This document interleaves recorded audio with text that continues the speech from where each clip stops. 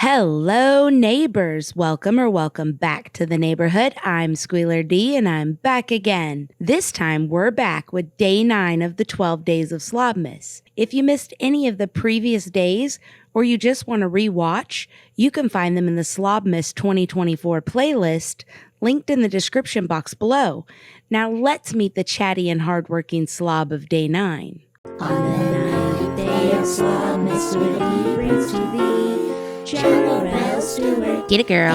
Hey, chickens by the lake, the happy caravan, Miss family, prison cell, clutter, mother case, cooking with Jack, and the slobs of the Yummy family. Doo-doo. Jamerrill Stewart is one of the OG YouTube mega mamas who started her YouTube channel about 13 years ago. She started right off with lots of child exploitation, homeschooling, motherhood, family life, and money-saving tips. With the exception of having to exploit her 9 children to build the channel, it sounds like something many mothers could relate to. And relate they did. Jammy came on camera 3 times a week and showed herself in her filthy robe and scarf, making her mega mama freezer meals with her dirty wild kids standing outside the window. And her channel grew to over 350,000 followers. Her viewers were intrigued, thinking she was sharing real life. It didn't take long, however, for people to realize something was off about Jammy and her family. Her house is usually a pigsty. Her van is disgusting. Her kids ran around looking like little hobos when she showed them, and her husband Travis were on a super bulk, even though she always talked about the diet plan Trim Healthy Mama. Turns out, things have never been what Jammy claimed. Jammy's mother, who she claims has always been her best friend, abandoned her when she was young in a hoarder house with her grandparents. Jammy lived in her grandfather's hoarder home without even having running water for months. Obviously, this filth and hoarding at a young age was internalized by Jammy because, as you can see, her house is always filthy and her family is so slobby that they destroyed a 15-passenger van in less than 2 years. Travis and Jammy bought this van in May of 2018, and by December of 2019, this is how it looked. Jammy and her husband have also moved several times in the 13 years they've been filming. The current home, purchased for $300,000 in February of 2020 in Timberville, Virginia, underwent a mega mama makeover 2 years ago to turn the garage into a super kitchen. Imagine taking a loan out to pay $100,000 for a new kitchen that will end up looking like this. Now imagine doing that before even making sure your children have a proper place to shower and use the restroom. I guess because she couldn't shower as a kid, this was good enough in her eyes. Jammy could have built a normal-sized kitchen and 2 bathrooms with the money she spent on the mega kitchen. But just like everything in her life, Jammy comes first. The home is only a 4-bedroom, and the basement looks like the refrigerator backrooms from hell. So tell me, please, where do all of her 8 kids who live at home sleep? Especially when her mother is always over, if not living there. Jammy has went through several personalities since starting YouTube. First, she was the homeschool freezer meal mega mama. Then she was the homestead farmer mega mama. Then she was the 5K running single skinny mega mama. And now she is entering her line dancing country music DV Survivor mega mama season, even though she wasn't assaulted back in October like she makes it seem. And as a survivor of a great many things, as I shared earlier this week, the grief be griefin' some days. She's a survivor of a great many things, neighbors. Looks like Jammy is still trying to get views with little bits of information about her alleged trauma, rather than just be honest once again. Most likely because she doesn't want to tell a world full of DV victims that the trauma she's been hawking on her channel was her 6-year-old son's spanking. On December 11, 2024, she uploaded a nice little boogie shuffle around the mega kitchen. Jammy will literally do anything for money. In addition to the slowest line dance I've ever seen, she wrote, "So I guess you're all going to hear more about line dancing now. I started line dancing on October 8, 2023, about 6 weeks into my worst nightmare reality. I knew I somehow was going to find my next breath. In October 2023, when I started line dancing as another kitten claw lifeline, I also testified in court for the first time. Had a slew of hit piece tabloid videos come out about me, including releasing all my legal documents publicly and smearing my one life in the middle of my nightmare. And for bonus points, at the exact same time, I started to have close family members text batter me that divorce for any reason was unbiblical, because that's exactly what DV victims need in the fight of their lives. Understandably, my nervous system burned and burned. All I could think about was digging a hole and hiding in it. I felt like a hunted animal. So I learned to dance. I walked. And soon I ran.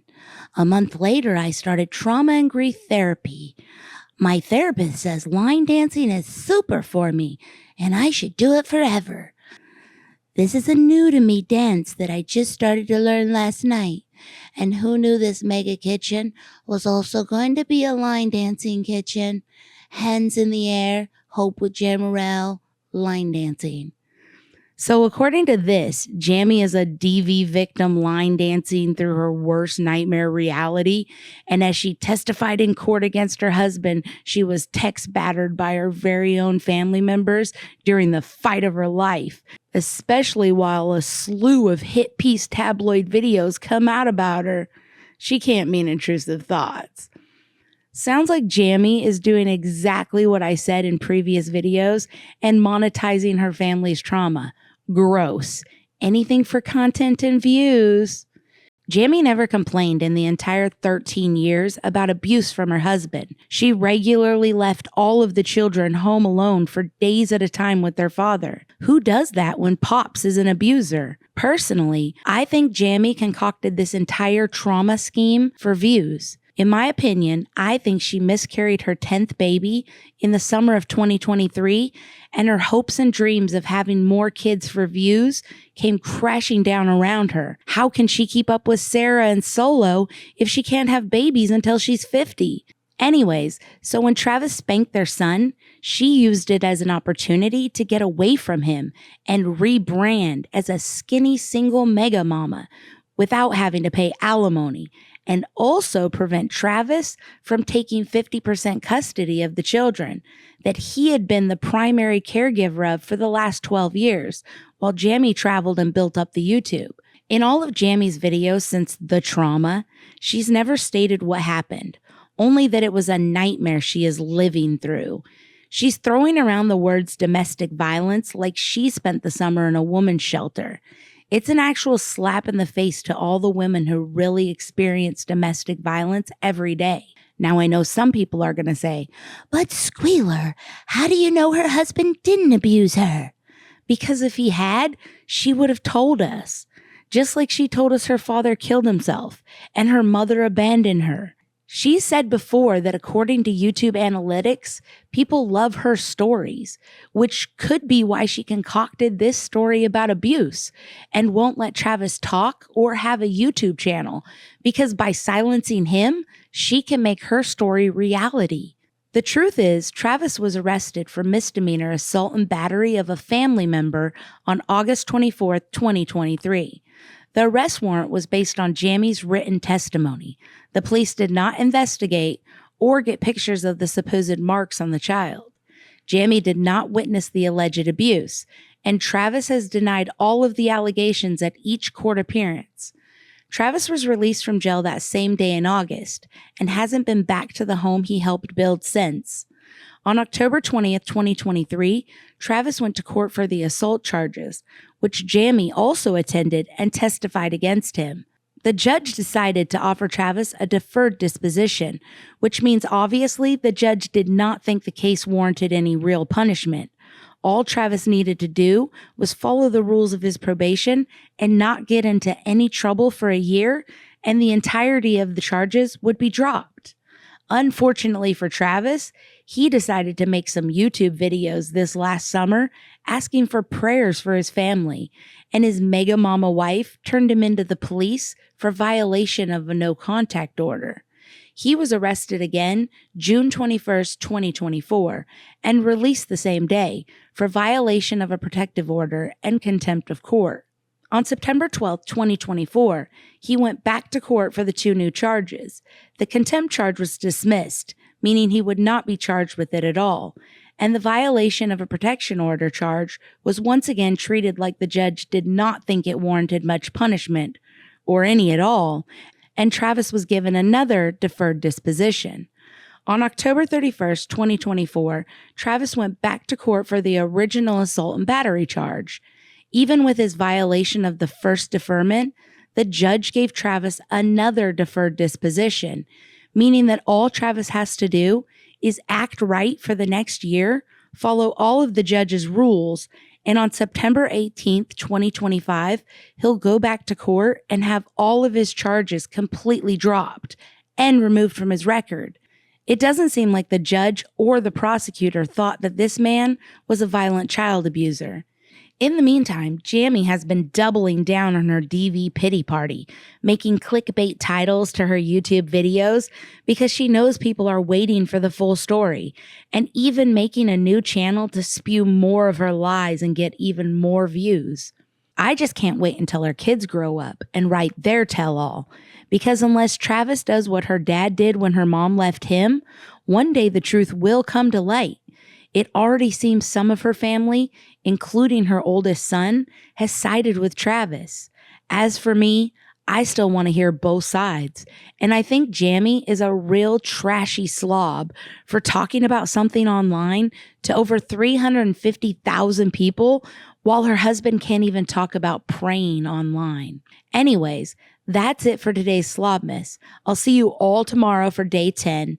Let me know in the comments who you think will be the star. Also, let me know what you think about the Slobby Stewarts and Jamie's new persona as a single, ready-to-mingle, line-dancing mega mama DV survivor. Have a great day, neighbors. Bye!